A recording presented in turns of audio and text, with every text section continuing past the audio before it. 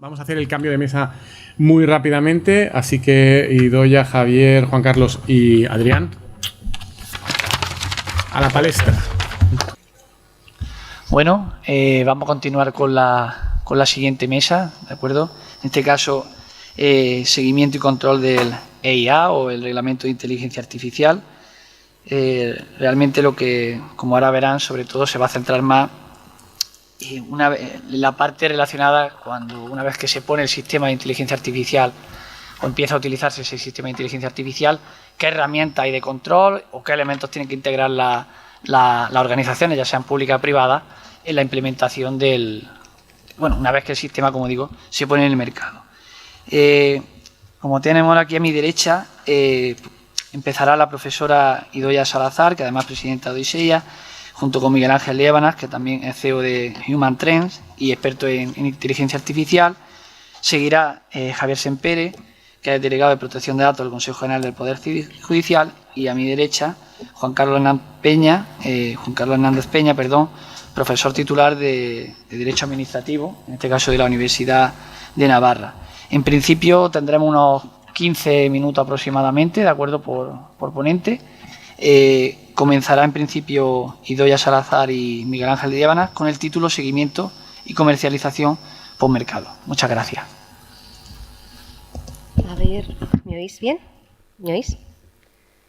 Bueno, pues en primer lugar quería dar las gracias a la Universidad de Valencia y al profesor Lorenzo Cotino por invitarme a este evento tan importante.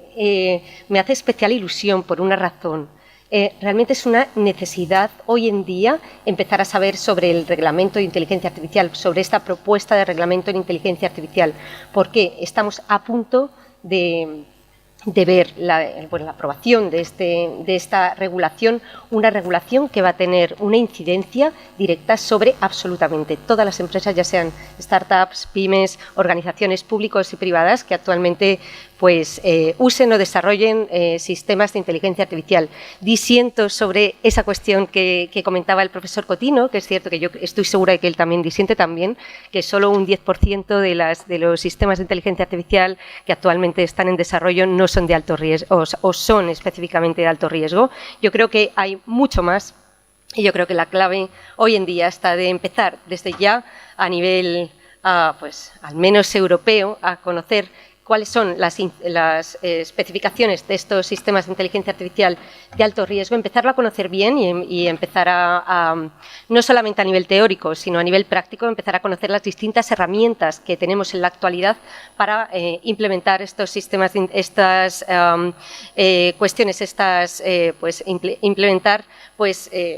herramientas para poder no tener una incidencia negativa de estos sistemas de inteligencia artificial. Es una necesidad tremendamente importante y actualmente la complejidad, tal y como estáis viendo, el profesor Lorenzo Cotino simplemente ha desgranado algunas de las definiciones específicas de inteligencia artificial, la complejidad tan tremenda que tiene a nivel internacional, incluso llegar a la propia definición de lo que es un sistema de inteligencia artificial. Esto, imaginemos, ¿no? Pongámonos de manera práctica en la cuestión. No todo el mundo en esta vida son juristas, aunque realmente hagáis mucho ruido, pero la mayoría de las personas son empresas que muchos de ellos son simplemente técnicos y que no tienen directamente conocimiento sobre esta serie de cuestiones que ya tienen una complejidad clara para los juristas, y hay que trabajar sobre ello. Hay que trabajar para bajar a la tierra todos estos conceptos tremendamente tremendos, complejos sobre la incidencia que tiene en lo que es en sí mismo un sistema de inteligencia artificial y hacerle comprender al más humilde de los programadores y al más humilde de las personas, de los CEOs de las diferentes empresas, que cuándo realmente tienen que hacer incidencia sobre esta cuestión. Tengo poquito tiempo y me tengo que centrar en una cosa específica relativa a la vigilancia de poscomercialización de estos sistemas de inteligencia artificial de alto riesgo. Aquí mi compañero Miguel Ángel y yo vamos a hacer incidencia sobre esta cuestión, vamos a desgranar qué se conoce en el AI Act específicamente, siendo muy específica, cómo se define en el AI Act un plan de vigilancia post-comercialización, por qué es necesario, quién debe realizar este sistema de vigilancia de post-comercialización, y él, desde el punto de vista técnico, bajará aún más a la tierra esta cuestión, algo que es pues tremendamente necesario, como estamos viendo. Simplemente por hacer una incidencia anterior a comentar qué se entiende dentro del AI Act con un plan de vigilancia post-comercialización, comentar que, dada como he dicho anteriormente, la tremenda dificultad de saber incluso que es un sistema de inteligencia artificial de alto riesgo por parte de startups, pymes, grandes empresas que tampoco lo tienen nada claro, se está abogando más a nivel europeo y a nivel internacional por establecer pues, certificados de calidad, certificados de confianza. Lo cual es fundamental también para poder agilizar aún más el proceso de la ley. Bueno, no sé si no lo sabéis, os lo comento, en España se va a hacer un sandbox, una caja regulatoria para intentar probar estos sistemas de inteligencia artificial, cómo la incidencia de la regulación europea, de la propuesta de regulación europea en un entorno controlado. Igualmente se va a desarrollar un sello nacional en inteligencia artificial, un sello de confianza en inteligencia artificial, que absolutamente, pues no, cualquier persona que realmente quiera fomentar esa confianza en el mercado, más allá de saber si tienen un alto riesgo o no tienen alto riesgo, pues va a poder cumplir la mayor parte de los requerimientos que ya se ha visto que tiene el AI Act, simplemente para tener ese sello de confianza, obviamente alineado con la Comisión Europea. Odisea y Deloitte, también con el profesor Cotino y Miguel Ángel Liébanas, estamos participando actualmente en la realización tanto de ese sandbox como en el sello nacional en inteligencia artificial. Y para nosotros, pues pensamos que es muy necesario justo para bajar a la tierra todas estas cuestiones teóricas, más que nada porque ya estamos ahí en el momento de implementación. Pero, ¿qué es lo que se conoce como plan de vigilancia post-comercialización y por qué es necesario? Nos enfrentamos a una tecnología que ya no solamente se trata de ver un desarrollo desde el diseño teniendo ciertos cuidados y ya está, y la persona el desarrollador se lava las manos y a otra cosa, al siguiente producto, sino que requiere un plan de vigilancia incluso de por vida del sistema de inteligencia artificial. ¿Por qué? Porque pueden producirse ciertas incidencias post-market que requieran pues, establecer un plan de vigilancia para evitar que esas incidencias sean negativas. ¿Cómo lo define? El conjunto de procesos y herramientas orientadas a recabar datos de un sistema para transformarlos en una serie de indicadores sobre su actividad con el objetivo de supervisar los sistemas de inteligencia artificial después de su lanzamiento al mercado. ¿Y qué incluye este plan específicamente? Obviamente, recolección de datos sobre rendimiento y seguridad del sistema, evaluación de las posibles causas de problemas detectados, implementación de esas soluciones para corregir problemas y comunicación de los resultados a las partes interesadas. Esto es solo específicamente para sistemas de alto riesgo. Me gustaría hacer incidencia sobre esta cuestión. En cualquier caso, a través de ese sello nacional de inteligencia artificial también se quiere y realmente es recomendable que un sistema de vigilancia post-comercialización pues sea implementado más allá de estos sistemas de alto riesgo. Me gustaría incidir en otra cuestión importante. ¿Por qué es necesario? ¿Por qué realmente hace falta algo más cuando hablamos de sistemas de inteligencia artificial de alto riesgo, un cuidado post-market más allá de todos los cuidados que realmente se necesita hacer con una tecnología previa al lanzamiento al mercado? Pues estas son algunas de las cuestiones. Específicamente seguridad respecto a la necesidad de mantener la seguridad y la eficiencia continuas. Este plan de vigilancia asegura que el sistema continúa siendo seguro y efectivo durante todo el periodo de vida del sistema. No solamente los 10 años posteriores, sino realmente durante todo el periodo en el que este sistema está implementado. También cuando las condiciones cambien o surjan nuevos datos. Hay que tener en cuenta que las condiciones en torno al sistema de aplicación al sistema pueden cambiar y tiene que haber una supervisión continua para adecuar al sistema a los nuevos requerimientos que puedan surgir. Detección y corrección de problemas. La vigilancia post-comercialización también ayuda a identificar y abordar problemas imprevistos, que también pueden surgir derivados durante el tiempo de aplicación del sistema, ciertos imprevistos, posibilidad de tenerlos en cuenta para poder buscar una solución. Adaptación a nuevos datos y contexto. La vigilancia ayuda a asegurar que la IA se adapte de manera adecuada a esos cambios, manteniendo su relevancia y precisión. Específicamente, cumplimiento regulatorio. En muchos sectores, por ejemplo aquí específicamente como la salud o la automoción, existen regulaciones estrictas para garantizar la seguridad pública. Este plan de vigilancia es normalmente un requisito regulatorio para mantener la conformidad de estas normas. También hay que tener en cuenta la posibilidad de que surjan nuevas normas, nueva normativa que requiera estar al tanto de ese tipo de normativa también para poder adecuarla a la evolución de ese sistema de inteligencia artificial.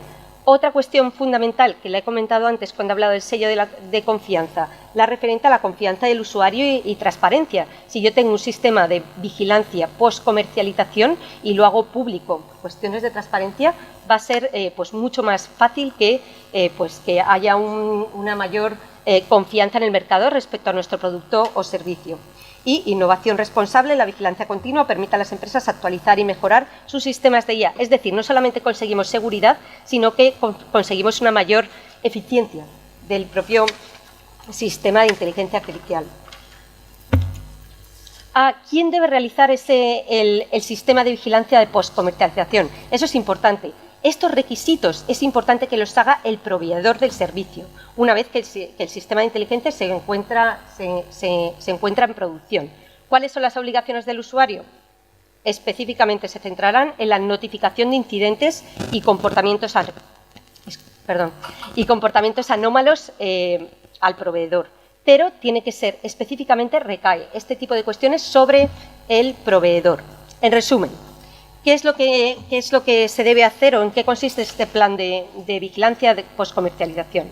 Establecimiento de un sistema de vigilancia proporcional a los riesgos, específicamente recopilación, documentación y análisis de datos relevantes sobre el rendimiento de los sistemas de inteligencia artificial, creación de este plan de vigilancia de postcomercialización como parte de la documentación técnica y aceptación de la documentación de vigilancia existente si esta cumple con ciertos actos legislativos y regulaciones financieras. Me gustaría acabar antes de dar paso a Miguel Ángel, que como os decía os bajará un poquito más a la tierra en la manera técnica tan importante de implementar este plan de vigilancia post-comercialización, comentando brevemente un ejemplo concreto en el que espero que de esa manera podáis visibilizar un poco más cómo se implementa este plan y por qué esto es un plan de vigilancia post-comercialización. Específicamente voy a centrarme en un sistema de inteligencia artificial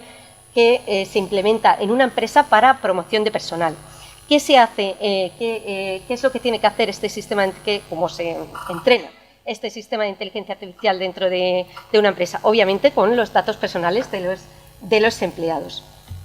Entonces, una vez que se entrena con los datos personales de los empleados y teniendo en cuenta que las posibilidades de la finalidad específica podría atentar a nuestros derechos fundamentales, eso hace que directamente sea un sistema de inteligencia artificial de alto riesgo. Ahí empezamos con el tema de la incidencia del 10%. Yo creo que hoy en día ya hay muchas empresas y sé que algún organismo público que está usando estos sistemas de inteligencia artificial más en un amplio espectro, de manera más amplia de lo que pensamos.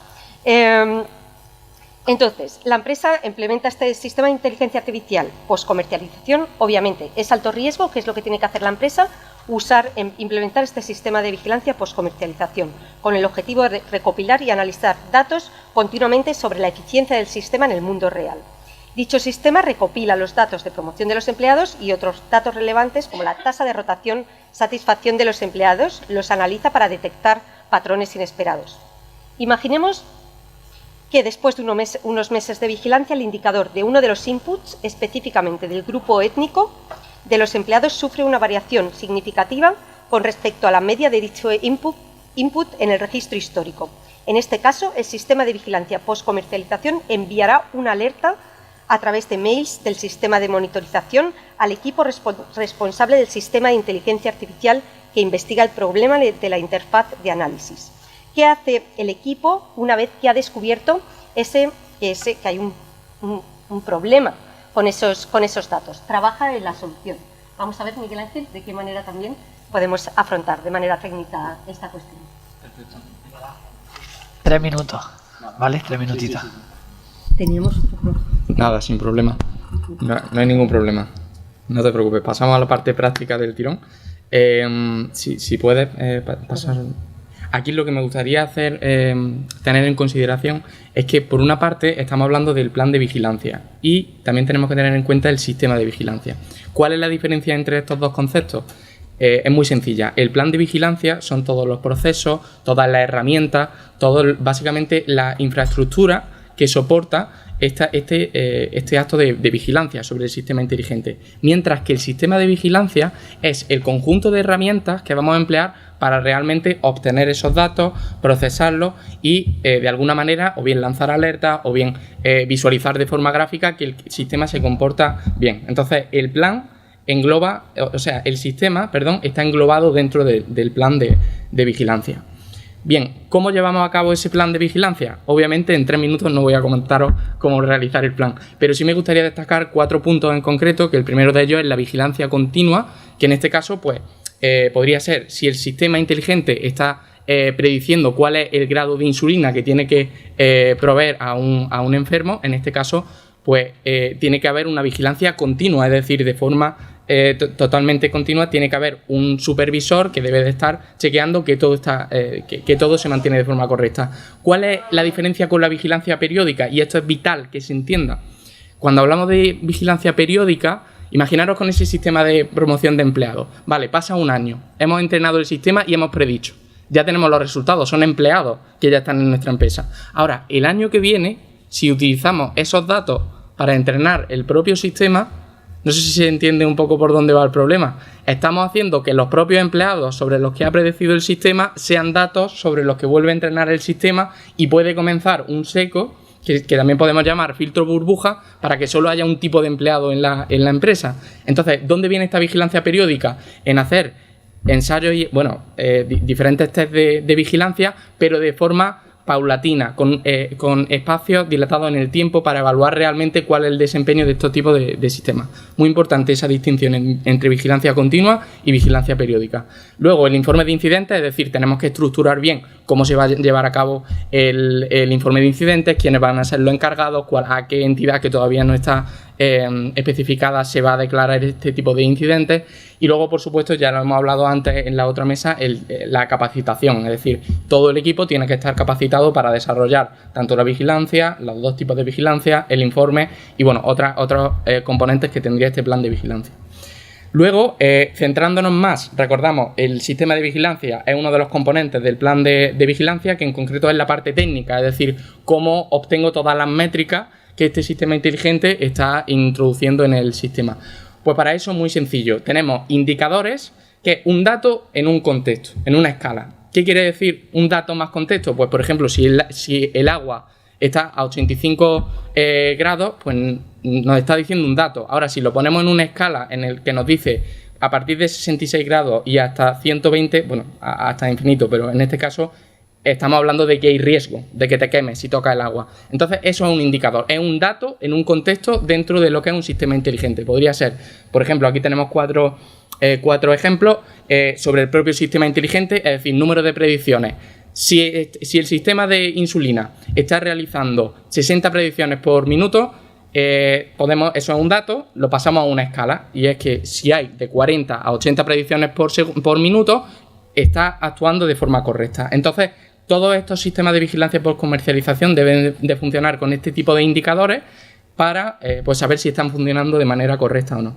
Y esto nos lleva, y por último, a conocer cuál es ese diseño, que no me voy a meter porque al final es algo más técnico, pero para que tengáis esa intuición de cómo es detrás ese sistema de vigilancia post-comercialización. Pues bueno, tendríamos diferentes instancias, que una instancia pues puede ser, pues por ejemplo, ese dispositivo que introduce insulina o el ordenador donde se están haciendo las predicciones, en este caso para promoción laboral. Eso es una instancia, ¿vale? Entonces, de ahí obtenemos los datos y a través de un sistema de captación y envío de esos datos, que eso se encargan los técnicos, eso dejárselo todo a los técnicos, pasaría al sistema de registro de indicadores, que es una base de datos. Ahí agrupamos todos los datos y cuáles son las dos medidas que hay que tomar para que el sistema de registro de indicadores sea útil, tenga uso por parte del plan de vigilancia. Pues una interfaz gráfica, es decir, lo más normal del mundo, tenemos que ver los datos en su contexto, con los gráficos temporales para que nos indiquen si el sistema está actuando de forma correcta,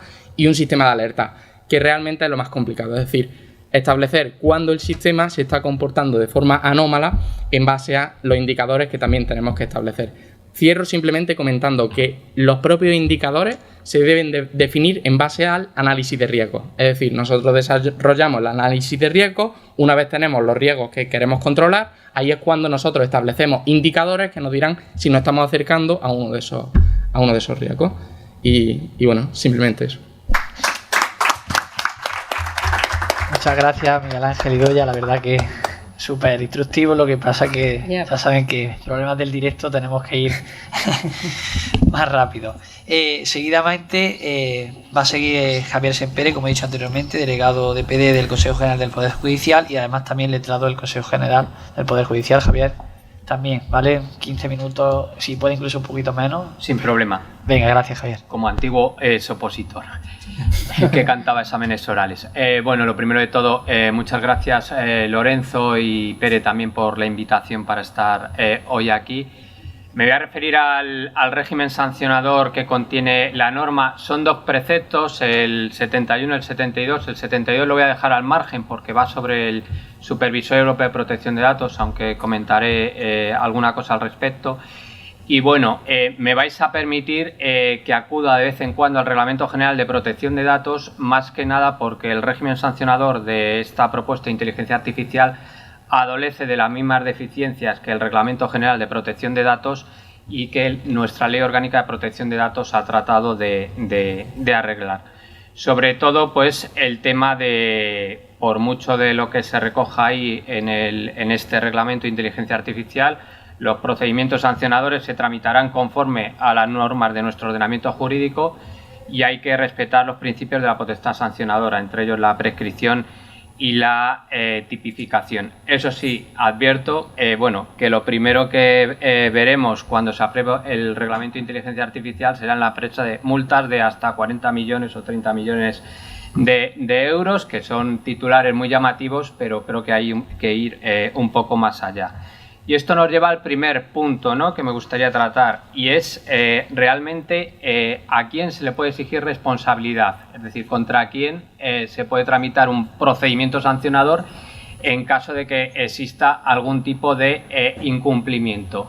Y yo he hecho en falta un listado, si nos vamos a la parte de protección de datos, si la tiene la LOPD, en el que aparezcan claramente todas las personas o todas las entidades contra las cuales se podría tramitar un procedimiento sancionador en caso de incumplir la norma. Mirando la norma, bueno, me ha salido el proveedor, el usuario, el representante, el fabricante, el importador y el distribuidor. Probablemente me deje alguno. Bueno, en el texto del Parlamento Europeo citan al operador, que parece que engloba a todos, pero bueno, a mí me parece que coger al operador y tenerme que irme a la norma al principio para saber quién es realmente el operador, pues no da mucha seguridad. Respecto al usuario, recoge también una especie de excepción doméstica que tenemos en protección de datos, con lo cual creo que esto, entre comillas, si me permitís, va a ser divertido, ¿no? Saber cuándo haya una excepción doméstica o no la haya. El segundo punto es que la norma recoge una reserva en favor de los Estados miembros para que establezcan multas administrativas. Es cierto que la norma lo único que recoge es, para que establezcan sanciones, incluyendo las multas. La norma lo único que recoge es la multa económica. En la versión del Parlamento Europeo recoge alguna otra medida, como la posibilidad de llevar a cabo advertencias, pero puede haber otras medidas para, digamos, resolver los procedimientos sancionadores. Es decir, por ejemplo, el apercibimiento. Se discute hoy en día si tiene naturaleza sancionadora o no la tiene, la propia advertencia, la publicación de las resoluciones sancionadoras, que no deja de ser otra sanción de carácter accesorio, o probablemente lo que desde mi punto de vista sería la sanción peor, que es retirar un producto de este tipo del mercado, ¿no? Pensemos una empresa que se crea para poner un programa de inteligencia artificial, incumple lo que sea y se retira del mercado y se prohíbe incluso ese producto. También me he dado cuenta que en algún precepto de la norma, el artículo 21, si no recuerdo mal, se deduce que no necesariamente, o da a entender que cuando hay una reclamación se tramite un procedimiento sancionador, ¿no? Porque es un precepto que da a entender que puede haber correcciones, retirada temporal del producto. Y yo personalmente pienso que la multa tiene que ser siempre lo último. El tercer punto que me gustaría tratar es, bueno, un punto bastante polémico. Se van a imponer multas a las administraciones públicas. ¿Qué pensáis? ¿Que sí o que no? Bien, bien. ¿Quién piensa que sí? Nadie. Bueno, vamos a ver, pues al igual que ocurre con el Reglamento General de Protección de Datos, hay una habilitación en favor de los Estados miembros para que cada Estado decida. ¿Qué ha ocurrido con el Reglamento General de Protección de Datos? Todos lo sabéis, pero es una anomalía. Todos los países de la Unión Europea, salvo España, Francia y Luxemburgo, han establecido la posibilidad de multar a sus administraciones públicas. Aquí probablemente pues esta habilitación lo que haga es que no se vayan a multar a las administraciones. Si hay normas en nuestro ordenamiento jurídico que sí permiten esta imposición de multas a las administraciones, por ejemplo en materia de medio ambiente o en la ley de protección del denunciante también, yo creo que no se han dado cuenta, todo se ha dicho y lo ha recogido ahí. Podemos encontrarnos situaciones, proveedor que hace un pro de inteligencia artificial, lo traslada para que lo utilice la administración como usuario, ese usuario hace lo que sea, no va a ser multado y el proveedor sí podría serlo, o incluso al revés, si es la propia administración la que desarrolla un producto que utilice la empresa privada. Por cierto, sí es bastante curioso, aunque también pasó en la parte de protección de datos, que os acordáis que al principio os comenté sobre el artículo 72 sobre el Supervisor Europeo de Protección de Datos. Ese sí puede poner multas en la administración de la Unión Europea. Es decir, tenemos una norma de la Unión Europea que aprueban entre la Comisión los Estados, pero los Estados dicen a mí no, Comisión tú multas si quieres a través del Supervisor Europeo de Protección de Datos. Bueno, el siguiente punto es el que desde mi punto de vista, al igual que ocurre en el Reglamento General de Protección de Datos, produce una mayor inseguridad jurídica, que es el de la tipificación de infracciones. Si os vais al Reglamento General de Protección de Datos, la tipificación de infracciones trata de dar seguridad jurídica en el sentido de describir una serie de conductas por las cuales si las incumplimos nos pueden sancionar, ¿no? Entonces, el Reglamento General de Protección de Datos lo que hace es una tipificación en sentido amplio, ¿no? Recoge una serie de preceptos, cualquier incumplimiento de este artículo, multa de 10 o 20 millones de euros. Pero hay que irse a cada artículo a ver dónde hay un incumplimiento o dónde no hay un incumplimiento. Esto se ha tratado de arreglar un poco con la Ley Orgánica de Protección de Datos, con esos listados, pero están a efectos de prescripción. De hecho, por ejemplo, la Agencia Española de Protección de Datos, y a mí la verdad, cada vez que leo una resolución de este tipo me empiezan a doler los ojos.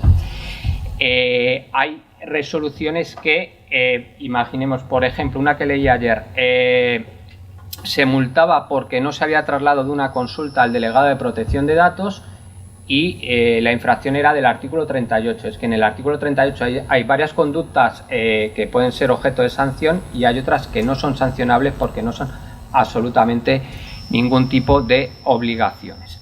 Aquí si nos vamos, por ejemplo, al documento del Parlamento Europeo de junio del 2023, tenemos prohibiciones, incumplir las prohibiciones del artículo 5 hasta 40 millones. Bueno, podemos deducir ahí las prohibiciones.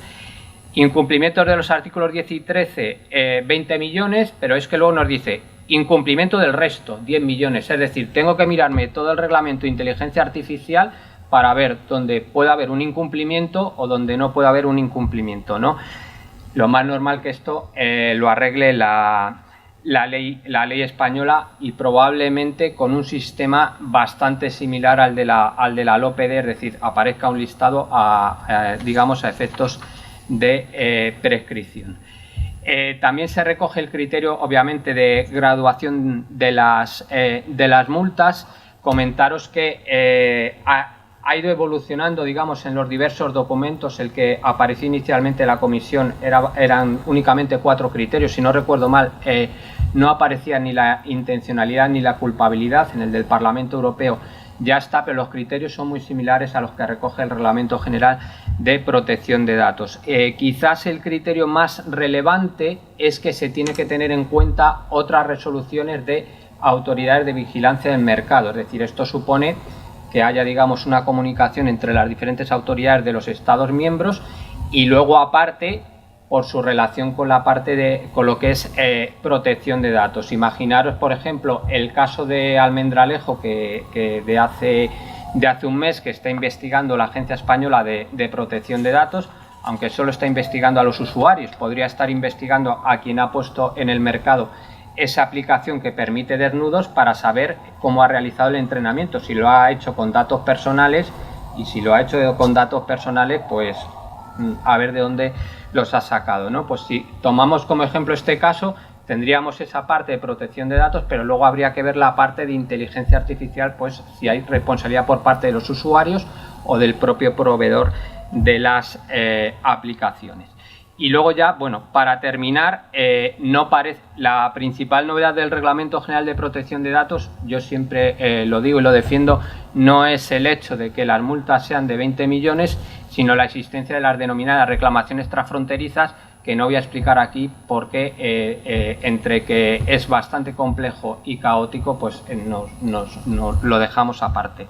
No parece que en el reglamento, no me ha parecido que haya este tipo de sistemas, pero sí hay alguna referencia a investigaciones transfronterizas conjuntas, supongo para dar algún tipo de recomendación. En resumen y para terminar, pues supongo que habrá una ley española que complete un poco lo que es el régimen sancionador del Reglamento de Inteligencia Artificial, recoja la tipificación a efectos de prescripción, mayores otras formas, no solo la multa económica, y bueno, y también a lo mejor recoja esa colaboración entre las distintas autoridades. Y por mi parte, pues creo que me ha adaptado al tiempo, nada más, y muchas gracias. Muchas gracias, Javier. Incluso ha recortado, así que bien. Si no, mira, no pasa nada.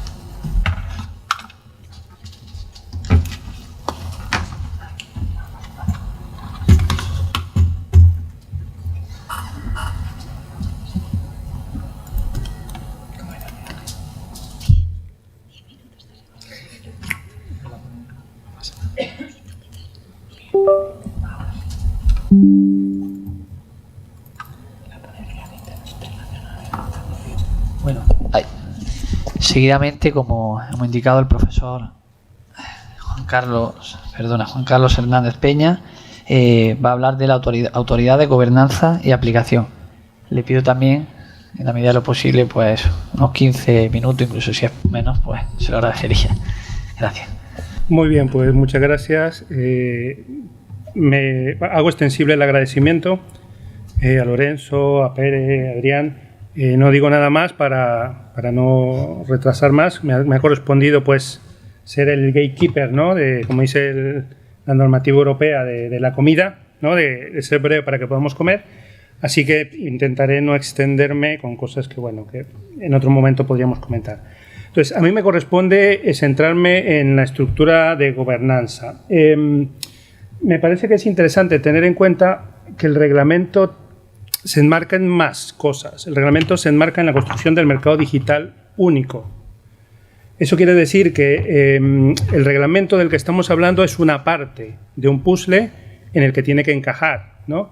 Y parte de las piezas que a veces no vemos las están poniendo otras normas, ¿vale? Hay muchas cosas que habrá que trabajar, habrá problemas, etcétera, pero no tenemos que perder de vista que eso está allí, ¿no? El Reglamento General de Protección de Datos, DSMA, espacios europeos de datos, etcétera, etcétera, etcétera. Es decir, esto es una parte de algo más grande y no vamos a tener del análisis de la norma la fotografía completa, ¿vale? Eso por una parte. Luego, el reglamento tiene que enmarcarse en el acervo comunitario, ¿vale? Es decir, tiene que encajar con lo que ya está construido y que se aplica. Y buena parte de las cosas que a veces no acertamos a comprender o que suelen ser un poco más oscuras, tienen relación con que el reglamento, como bien dijo el profesor Cotino hace años, ¿no? Y yo creo que siempre lo recuerdo mucho, ¿no? Que es un reglamento pensado para desarrolladores, ¿no? Y se nota mucho la impronta que tiene la normativa de seguridad de productos. La normativa de seguridad de productos es la base a través de la cual se están realizando todos los procedimientos y se va a garantizar que la IA pues tenga los estándares de protección de derechos fundamentales, que sea fiable, etcétera, etcétera, etcétera. Sí, tenemos que tener en cuenta que eso está detrás, ¿no? ¿Y eso qué supone? Pues que la aplicación del reglamento nos lleva a un complejo sistema de gobernanza multinivel que si uno ha trabajado el ámbito de la seguridad industrial, pues le parece que es otro caso más, con ciertas peculiaridades, porque bueno, hay afectaciones muy distintas, pero que no hay grandes diferencias, sé que se parece mucho, ¿no? Entonces vamos a encontrar muchas autoridades diversas, aunque a día de hoy el texto lo tenemos por definir. Tenemos una cascada regulatoria, ética, técnica, jurídica, más amplia, ¿no? Eso luego nos lleva a analizar la conformidad del diseño, ¿no? Lo que estaba hablando un poco antes quienes me precedieron, ¿no? Hay un control ex ante, unas autoridades, unos entes que tendrán que verificar que ese sistema que va a llegar al mercado cumple con unos estándares mínimos, de eso se hablará en una ponencia posteriormente, el famoso marcado CE, pues bueno, eso también se aplica en este ámbito. Luego habrá que supervisar que esos que están supervisando a los otros pues cumplan con las normas, vamos a encontrarnos con supervisión de los evaluadores y luego habrá también intervención para garantizar lo que se dijo antes, que es el control SPOX. Una cosa es que las empresas realicen su propio modelo, sus propias técnicas para realizar sus controles SPOX y otra cosa es que las autoridades no tengan competencia ni obligaciones para participar y, por ejemplo, determinar quién debe ser quien adopte decisiones en el caso de un sistema, por ejemplo, que afecte a distintos países, ¿no? Pues esto nos llevará a los procedimientos habituales de riesgo nacional o comunitario de la normativa de seguridad industrial, ¿vale? Entonces, dentro de las autoridades, para ir reduciendo, pues la Comisión Europea tiene un papel importante. El reglamento, que yo creo que es importante que lo tengamos en cuenta, aunque es un reglamento horizontal, como dijo el profesor Cotino hace un momento, es un reglamento horizontal, es decir, se quiere aplicar a todos los sectores, se decidió que ese fuera el modelo, no es un reglamento exhaustivo. No es un reglamento exhaustivo, no es un reglamento que quiera regularlo todo. El reglamento pone un poco de orden, por decirlo en términos simples, y hay que completar ese programa normativo. ¿Quién va a completar ese programa normativo? Pues en este caso, buena parte de las funciones y las atribuciones están en manos de la Comisión Europea, ¿vale? La Comisión Europea pues tiene que adoptar actos delegados para interpretar, por ejemplo, las exclusiones que se habían dicho, las exclusiones, por ejemplo, respecto a la investigación que comentó el profesor Cotino, orientaciones para determinar cuándo estamos realmente ante un riesgo significativo del anexo 3, se presenta un riesgo significativo para la salud, etcétera. Es decir, la Comisión va a asumir, en este caso, ese papel de terminar de ayudarnos a definir un poco la foto. Y esto no es novedoso, se parece un poco a lo que estaba comentando el anterior ponente respecto al Reglamento General de Protección de Datos, donde el European Data Protection Board es el que viene a darnos orientaciones cuando encontramos oscuridad en el reglamento, pues de protección de datos me refiero. Pues eso mismo se espera que haga también la Comisión Europea. También va a realizar actos delegados, por ejemplo, para verificar los sistemas de alto riesgo si realmente están ajustados decir, si son los que son o deberían estar otros, si hay que incluir unos, si hay que modificarlos, eso está en manos de la Comisión Europea. Y luego tiene otra pléyade de funciones, por ejemplo, cláusulas contractuales tipo no vinculante para sistemas de alto riesgo. ¿Quién las va a diseñar? Pues a día de hoy está previsto que sea la Comisión Europea. ¿Cómo vamos a garantizar que no haya explotaciones y abusos de posiciones dominantes por de las grandes empresas, por ejemplo, de modelos fundacionales respecto a pequeñas pymes? Pues la Unión Europea tiene atribuida la obligación de determinar un listado de cláusulas contractuales abusivas para delimitar ese posible supuesto. Va a participar también en las modalidades de creación, desarrollo, funcionamiento de los espacios controlados de prueba. Tiene atribuida esas funciones y además tiene atribuida la posibilidad de crear espacios europeos de prueba de entorno europeo. Es verdad que hemos empezado por España, ¿vale? Pero la Unión Europea en algún momento pues podrá decir no podemos seguir fragmentando y tendremos que subir de nivel, ¿no? Pues será la Comisión Europea la que haga eso, además de ser quien tenga las obligaciones respecto a una base de datos de sistemas de alto riesgo, es decir, cuestiones que ya se comentaron. Más cuestiones, por no ser exhaustivo, por no extralimitarme en el tiempo, es quien va a determinar las aprobaciones de las peticiones de normalización, es decir, qué aspectos se van a normalizar o qué aspectos no se van a normalizar, cuáles se tienen que revisar. Eso va a estar en manos también de la Unión Europea, sobre esto también hablarán la mañana. Especificaciones comunes, donde no exista normalización, vamos a estar carentes de protección, pues la Unión Europea por defecto tiene que garantizar la protección estableciendo especificaciones comunes. Y luego, en caso de poscomercialización, quien tendrá que decidir, por ejemplo, cuando haya desacuerdo entre los distintos países, pues va a ser la Unión Europea, ¿vale? Se han adoptado las medidas adecuadas en el caso de que haya un riesgo de un sistema y una autoridad nacional de supervisión ha actuado y las otras no están conformes, pues la competencia para decidir va a estar en manos de la Comisión. ¿Por qué estoy explicando un poco las competencias de la Comisión? Porque da la impresión que de las modificaciones que interpuso el Parlamento quería descafeinar la labor que puede realizar la Comisión. Y no es así. De una lectura sosegada del reglamento se ve que sigue manteniendo buena parte de esas funciones. Luego está a nivel europeo qué autoridad va a asesorar y va a coordinar. Tenemos ahora mismo dos opciones en la mesa, previendo que la proposición 2 sea la que prospere. La propuesta hablaba de un comité europeo de inteligencia artificial y posteriormente se ha establecido la posibilidad de una oficina europea de inteligencia artificial.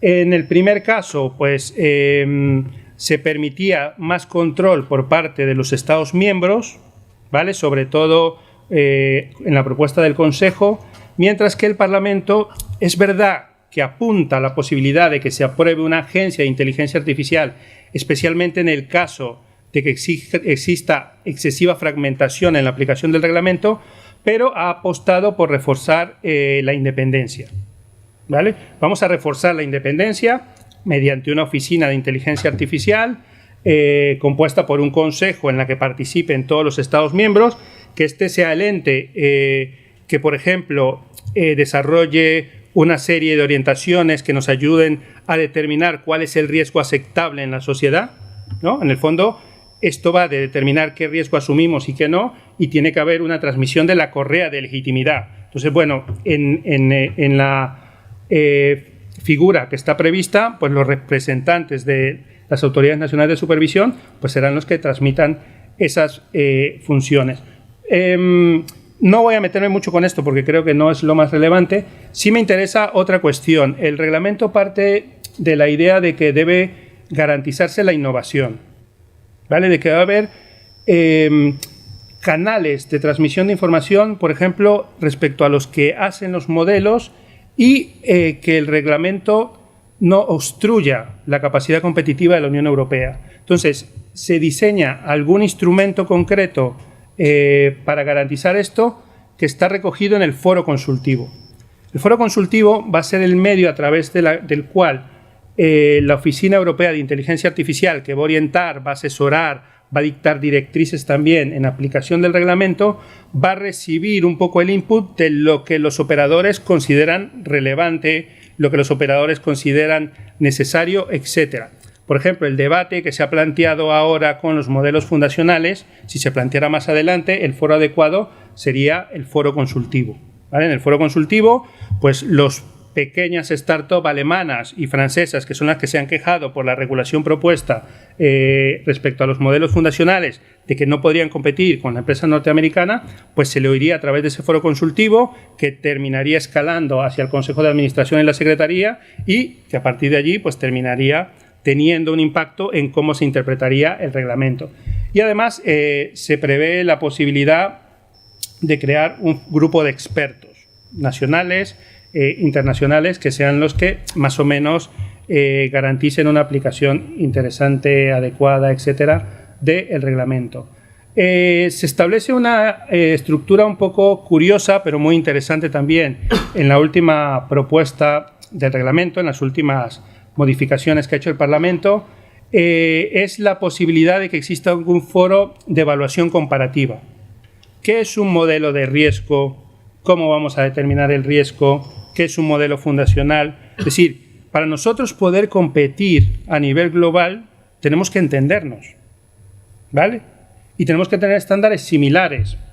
Entonces, se plantea la posibilidad de que exista este tipo de autoridades para que brinden orientaciones sobre qué es un nivel adecuado de robustez, qué es un nivel sólido de inteligencia artificial, y que se haga además en cooperación con socios de la Unión Europea. Hay más cosas, pero solamente diré esto. Y en cuanto a las autoridades nacionales competentes, el reglamento, la propuesta de la Comisión, acogía sin más la fórmula de normativa industrial. Es decir, tenía que haber una autoridad notificante, una autoridad nacional de supervisión y una autoridad de vigilancia del mercado. Todos participan en esos círculos concéntricos que vimos al principio, pero cada uno tiene funciones concretas y aplican, de hecho, reglamentos y normas distintas, ¿vale? La propuesta del Parlamento es mantener la autoridad notificante, ¿vale? Que se mantenga la autoridad notificante, es decir, que la autoridad encargada de verificar que los que supervisan a las empresas efectivamente son los más competentes, que esa actividad se mantenga separada, ¿vale? A nivel interno, pues esto lo han hecho órganos superiores, órganos directivos, agencias, direcciones generales, etcétera, hay muchas opciones. Y se apuesta, por otra parte, porque la Autoridad Nacional de Supervisión ejerza las funciones de autoridad de vigilancia del mercado. Es decir, que haya una única autoridad, es decir, que ejecuta todas las competencias y se encargue de la aplicación del reglamento de inteligencia artificial, que sea el punto de contacto con la Unión Europea y que se encargue de la vigilancia y conformidad de los productos, especialmente en los procedimientos post-comercialización cuando haya algún riesgo, ¿vale? La diferencia ahora, además de esto, es que se exige que sea una autoridad independiente. La propuesta de la Comisión no exigía que fuera una autoridad independiente, mientras que las modificaciones que ha introducido el Parlamento exigen que sea una administración plenamente independiente, que no reciba ninguna instrucción de las administraciones públicas y, sin más, una idea que dejo en el aire es que posiblemente tengamos que revisar a la agencia recientemente creada en España porque no es una autoridad independiente. La agencia española no es una autoridad independiente. Entonces, habrá que pensar si, dependiendo de cómo se apruebe el reglamento, si se ajusta o no. Luego, en línea con lo que comentó el profesor Cotino, los sistemas industriales están sujetos a una serie de normativa, ¿no? Los componentes de seguridad de otros productos, algunos de ellos se sujetan a lo que se conoce como enfoque all approach, ¿no? Enfoque de armonización total, que son en realidad pocos supuestos que están recogidos en el anexo 2, ¿no? Vehículos automotores, aviación civil, sistema ferroviario, equipos marinos, etcétera, que son sistemas que se someten a autorizaciones administrativas o a evaluación ex parte, es decir, a evaluación de terceros, nunca a autocertificaciones, que se comentará, repito, en las ponencias posteriores. En estos casos, las autoridades nacionales de supervisión no va a ser, por ejemplo, en España, la AESIA, sino que las funciones la harán las autoridades que tengan la competencia de conformidad con la normativa sectorial. Es decir, que además de la Autoridad Nacional de Supervisión de Inteligencia Artificial, van a aplicar el reglamento otras autoridades que tengan competencia de conformidad, tal como está previsto ahora el reglamento. Y en actos de ejecución de esa normativa sectorial es donde se irá a aplicar los requisitos que establezca el reglamento. Y luego, en el enfoque, New Approach, el New Framework Legislation, en este caso, dirigido también a algunos productos concretos, pues sucederá un poco lo mismo. Habrá que ver si existen autoridades específicas y a través de esa normativa, pues se va a incorporar esa normativa sectorial, se va a aplicar la normativa de los reglamentos. Y además, ya termino, no me voy a extender más, vamos a tener que trabajar con autoridades de sistemas de IA específicos, ¿vale? Porque se establece que en determinados supuestos algunas autoridades son las que deben encargarse de aplicar la norma. Ya se comentó, el Supervisor Europeo de Protección de Datos, pues se replica lo mismo del Reglamento General de Protección de Datos. Cuando se trate de sistemas a disposición de instituciones, agencias, organismos de la Unión Europea, el Supervisor Europeo de Protección de Datos va a ser la autoridad de supervisión para esos sistemas. Es decir, será quien tenga la última palabra. En el caso de sistemas de aplicación de la ley, pues tendremos que ir a las autoridades de control en la transposición de la directiva de la directiva 2016-680. ¿Quiénes son las autoridades de control? Pues quien sea la autoridad de control en la aplicación a nivel interno, la transposición de esa directiva, pues serán los que ejerzan esas autoridades, esas funciones de aplicación del reglamento. Y para garantizar la coherencia, por ejemplo, en la aplicación de la normativa financiera, las autoridades que sean competentes para supervisar el derecho financiero son las que van a tener atribuidas las funciones de aplicación del reglamento. Y se hace referencia incluso al propio Banco Central Europeo. Es decir, que nos vamos según el sistema en el que estemos trabajando, pues vamos a tener que ver quiénes son las autoridades que resultan de aplicación. Hay más, yo voy a terminar con esto, simplemente hay entes de colaboración con las administraciones públicas, se comentará más adelante, organismos notificados, que serán los que se encargarán de acreditar a otros, y los organismos de evaluación de la conformidad, que entiendo donde entrará Odiseia, ¿no? en la propuesta de sello, etc. Bien, hay más cosas, pero yo intentaré ser fiel a que podamos comer y, por tanto, pues ya con esto concluyo. Muchas gracias, Juan Carlos.